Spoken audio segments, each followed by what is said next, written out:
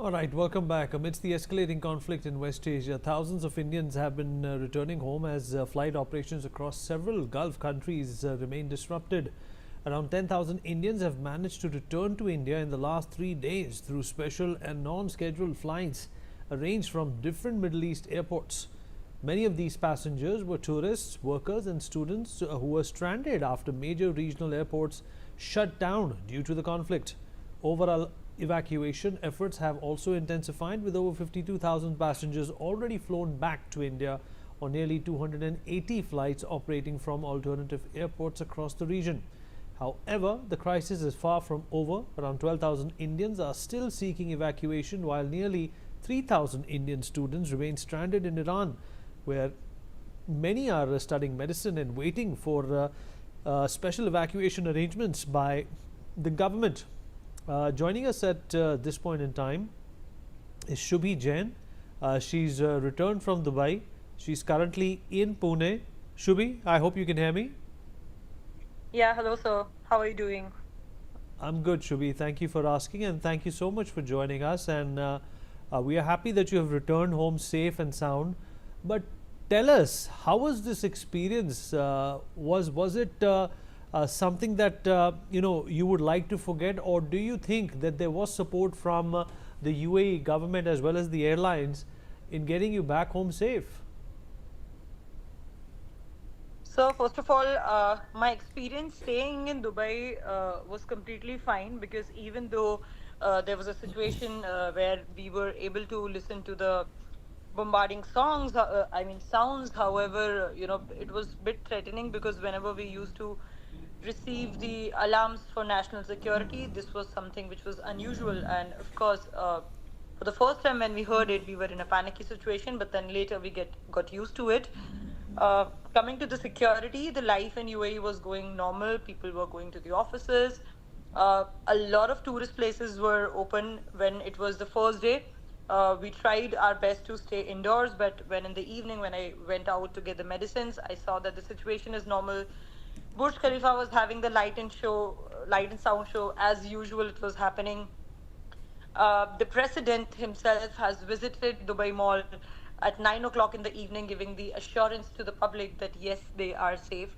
So there was a lot of things in a good way happening. However, my experience was not that great when it comes to coming back to India because on day one, I messaged the embassy. However, the response was a generic response, an automated response, and our flights were booked for 5th of March, which got cancelled as expected. And when I contacted the airline, there was no satisfactory reply on when we will be able to get out.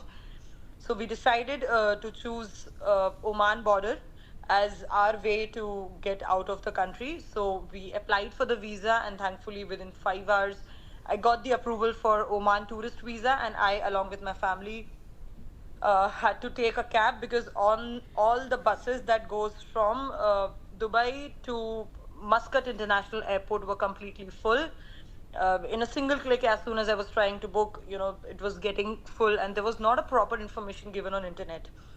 So we decided to take a cab, which took us to the end border, Oman Hatta border. After which we got the visa, our immigration, our rest of the formalities done.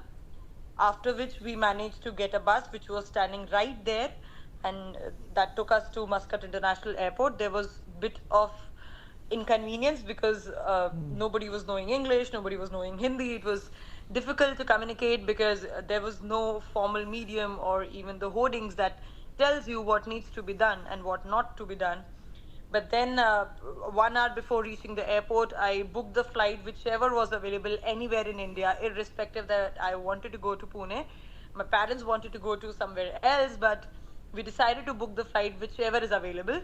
And yes, after staying for a few hours at the airport, we managed to get the flight. And next day, we reached to Lucknow, which is right yesterday. We couldn't sleep but that's okay. We are happy that we are back home. Shubhi, even we are glad that you're back home. But I'm surprised to see that the Indian embassy did not respond. Were you able to speak to other Indians who were stranded, and were they lucky enough to get out? So, sir, the people who were stuck in the first 2 days of the attack, they were the one who got the preference. And I know a lot of people who, via social media, not in person, who were able to get back to their place. But most of them were the ones whose flight tickets were on those first 2 days. Later, the people who have come back either booked, the private charters that were coming with 70 to 80 seats, costing 2.5 lakhs. I was not, for me, it wasn't possible for me to book a flight because we were 5 people and 2.5 lakh was way too much. Rest of the Indian airlines, I believe, there is a high need to regulate. Uh, I would rather like to name the airlines like Indigo, SpiceJet, Air India, who have been skyrocketing their price, or somehow as an Indian who live in India and went to Dubai only for the tourism purpose, and when the airlines are putting the ad that they are trying to help the stranded passengers, however, that's not the case in reality, because I believe the people are trying to make the money in the crisis, or finding the opportunity in the crisis, that since the limited flights are going, they are charging like 1 lakh rupees, 1,30,000 rupees, which is why. And then also there's no guarantee. And I do understand that the cancellation of a flight is not in anybody's hand, because it just depends on how the situation is there in the airspace. However, setting up a price which, only the elite class and only the ones who are ready to pay whatever money it takes to get back their home, which is completely unfair. So I, with my parents who are in their 55s, and it was difficult for them to travel by bus, and had to face a lot of things. So I really believe that my expectation with my Indian government is to actually regulate the prices of airline.